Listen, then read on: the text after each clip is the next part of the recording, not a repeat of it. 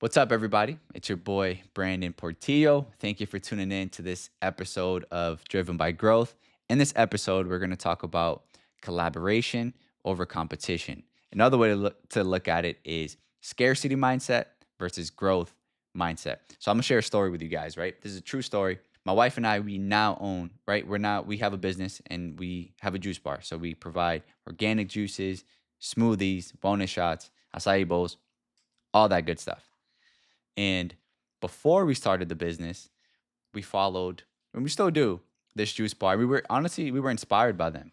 It's just the owners are they're a couple, right? Husband and wife duo, similar to my wife and I. And we followed them on socials. We commented on their posts. We liked all their posts. So we showed love, right? And they're probably an hour and a half away from where we live. And I remember my wife was like, babe, what do you think? Should I DM them? Like, should I shoot them a message so that I can, maybe they can give us some information. Maybe they can help us get started because we didn't really know how to start, right? And my wife reaches out, gets left on red. I was like, babe, they left me on red. I'm like, I think what happened, babe, is how sometimes, maybe you guys can relate to this too. Sometimes you get a text, you read the text, and then you forget to respond.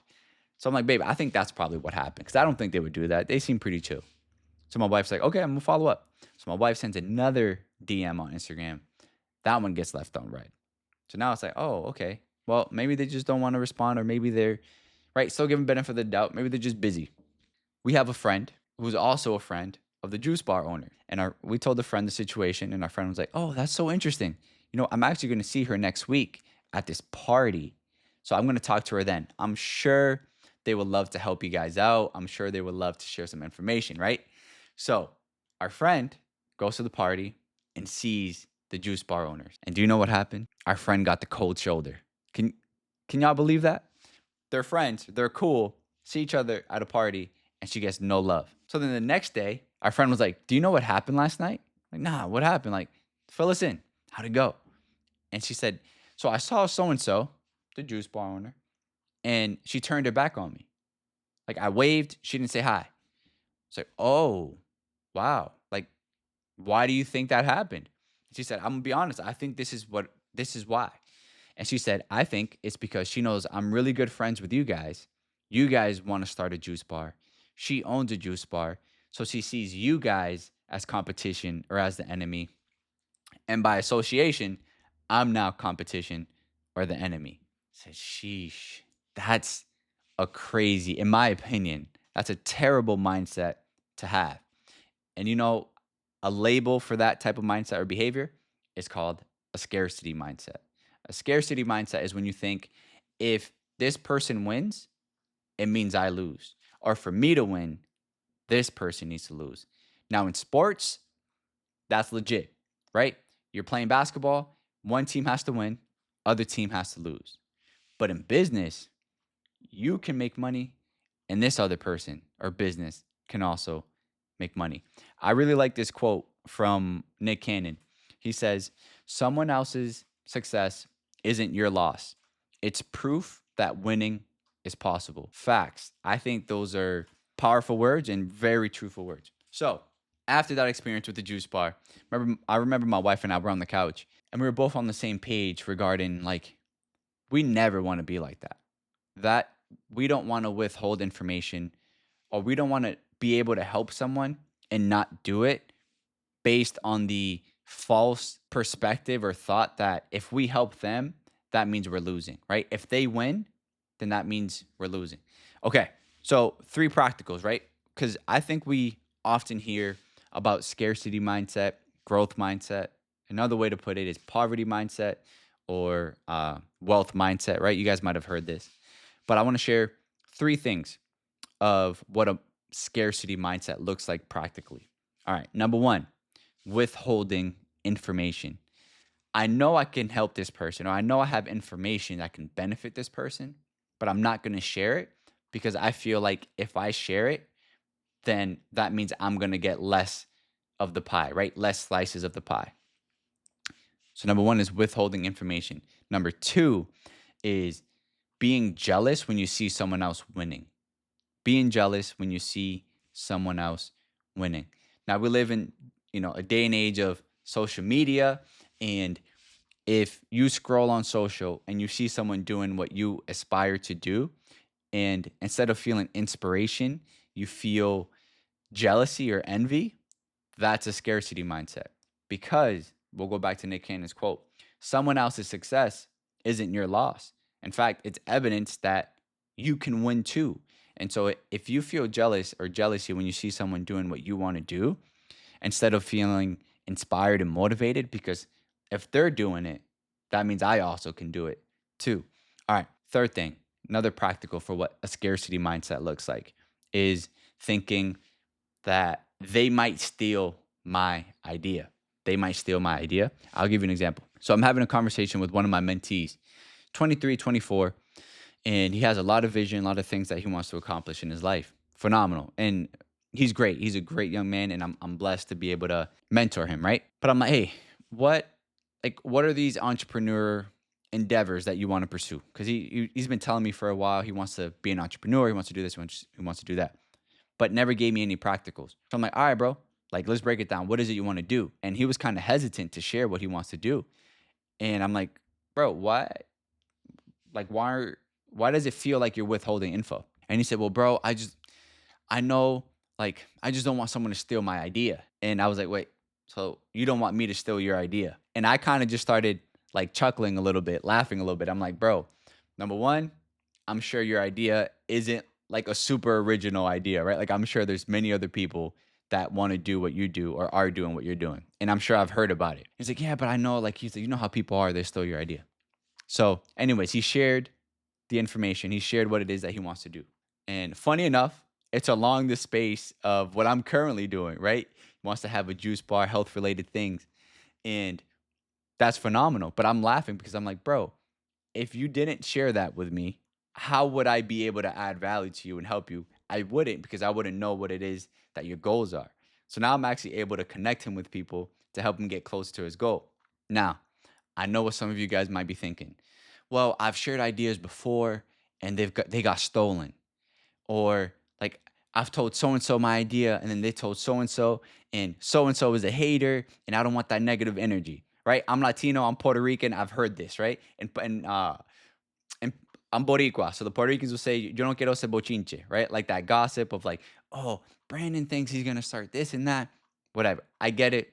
I understand. However, if you don't share what your ideas and goals are with, you don't have to share with everybody, but you should share it with at least your closest friends, right? How are you going to get to the next step? How are you going to get to the next level? Sure, you could try to figure it out yourself, or you can share your ideas with people that you know value, love you, and care for you, and they can probably lead you in the right direction so that you can get closer to your goals.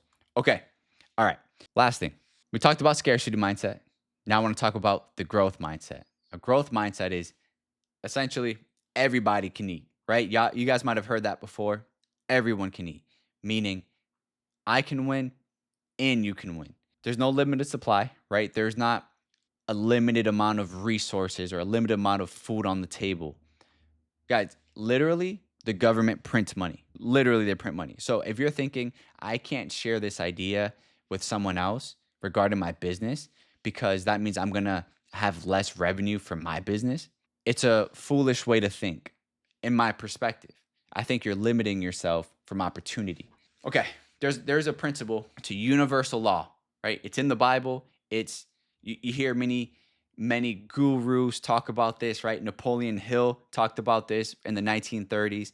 Think and Grow Rich. He's the author of that book. Many of you guys may have heard of it, but it's the principle of reaping and sowing. Reaping and sowing. So I'll give you an example. If you actually, this happened just the other day, literally just the other day, yesterday actually. One of my coworkers in the office, again, you guys might not know this, but I still have a 9 to 5 and also run a business. My wife still has a 9 to 5 and we still run a business. I did a podcast episode, I don't know, last month that talks about it's not your 9 to 5 that's crushing your dreams. It's your 5 to 9. So there's nothing wrong with having a 9 to 5 and still pursuing your entrepreneur endeavors. But it's not your 9 to 5 that's crushing your dreams. It's what you're doing when you get out of work. Side note, just yesterday, my coworker left some of his dishes in the sink, and I know he was gonna get back to it. He's very clean, organized guy. But I was about to do my dishes from, after eating my lunch. So I washed his dishes. Um, and then the following day, I noticed that I left my dishes in the sink and now my dishes are clean. And I'm like, wait, who washed my dishes? And my boy said, hey, thank you so much for, you cleaned my plates yesterday. So I wanted to make sure I did the same thing for you. Like, thank you so much. Now, I didn't wash his dishes with the intention that one day he's gonna wash mine, right? I did it because I wanted to add value to my friend. I wanted to help my friend, and he did it for the same reason. Now, that's the principle of reaping and sowing. You reap what you sow. So if you're planting seeds of gratitude, if you're planting seeds of generosity, right? Caring for people, truly checking in on people, that's what you'll get back. Now, the opposite is true. If what you're reaping or what you're sowing is negativity, envy, jealousy, withholding information that could help people and improve their lives, that's what you're going to get back. So I want to end with this quote, or this story rather, and it's about Steve Jobs and Bill Gates. Steve Jobs, Apple; Bill Gates, Microsoft. Many of you guys, all of you guys, I'm sure, are familiar with Steve Jobs and Bill Gates. And I was reading this article about them, and I thought it was interesting. They had a very interesting relationship. It doesn't sound like they were friends, but they both admired each other and they admired their creative genius and what they're building.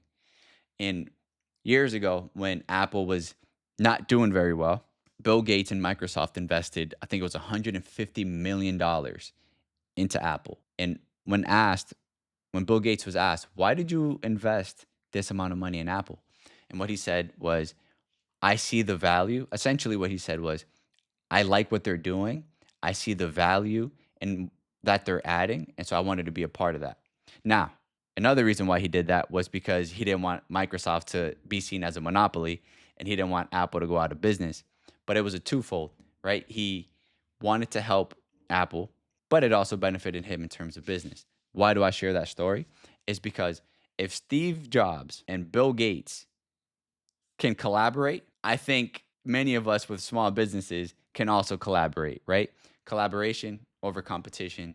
I think Steve Jobs and Bill Gates were a good example of that. They collaborated and they competed. So, with that being said, collaboration over competition. Now, it sounds counterintuitive, but a scarcity mindset can actually limit your opportunities because now you're withholding information that can actually benefit people. And not just benefit people, it can inform them on how they can best help you.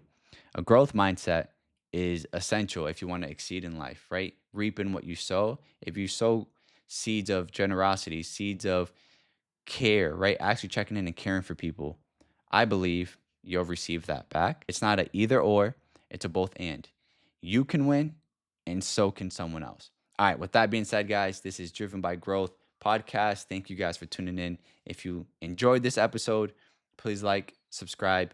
Also, please leave some comments. I love interacting with you guys in the chat. Until next time, peace.